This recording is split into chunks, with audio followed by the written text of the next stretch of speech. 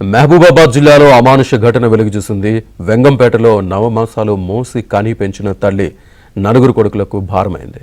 ఆమెను పోషించేందుకు నలుగురు కొడుకులు కూడా కూడబలుక్కుని 3 నెలల చొప్పున వంతు వేసుకున్నారు. అది కూడా ఏమైందో ఏమో కానీ ఇప్పుడు ఆ వృద్ధురాలైన తల్లి రైతు వేదిక దగ్గర డబ్బా నీడన కాలం వెళ్లదీస్తోంది. వృద్ధాప్యంలో ఆ తల్లి పడుతున్న కష్టాలు అందరినీ కన్నీరు పెట్టిస్తున్నాయి.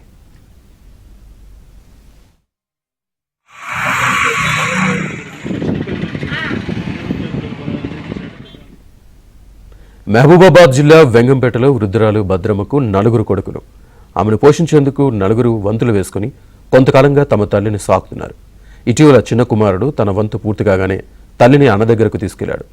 వర్షాలు కురుస్తున్నాయని, ఇల్లు సరిగా లేదని వదిన చెప్పడంతో చిన్న కొడుకు తిరిగి తన తల్లిని తీసుకొచ్చి వెంగంపేటలోని రైతు వేదిక దగ్గర వదిలేసి వెళ్లాడు. దీంతో తన బాధను ఎవరితోనూ చెప్పుకోలేక ఆ తల్లి తనలో తాను కన్నీరు మున్నీరుగా విలిపిస్తోంది.